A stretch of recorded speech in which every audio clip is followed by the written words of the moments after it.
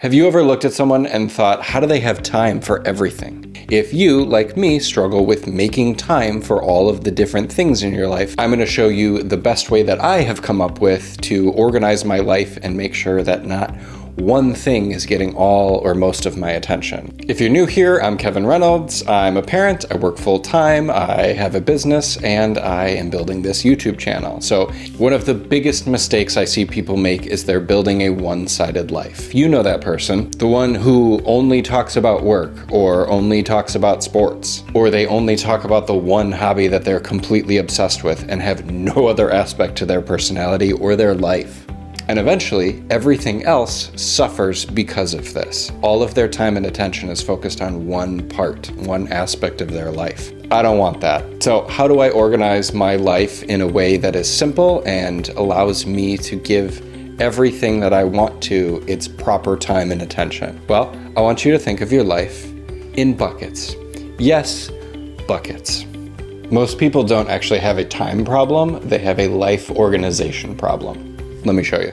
Okay, so let me show you how I organize my life into buckets. I've got 4 main buckets. I've got life, work, YouTube, and business. So each one of these categories represents an area of my life that I want to focus on. So let's draw some of these for you guys. So we've got life here, business here, YouTube there. Okay, so we've got the 4 main buckets here. We've got life, business, YouTube, and work.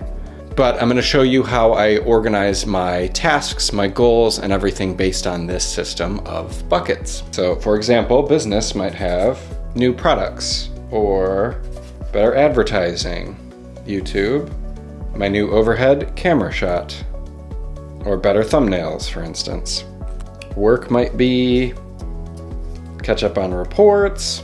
So life is going to be all the other things. So when life is really lifing hard, that's going to be things like soccer signups for my son or my daughter's band concert this week. It's a way of organizing my life to make sure that I don't spend too much time on just one thing.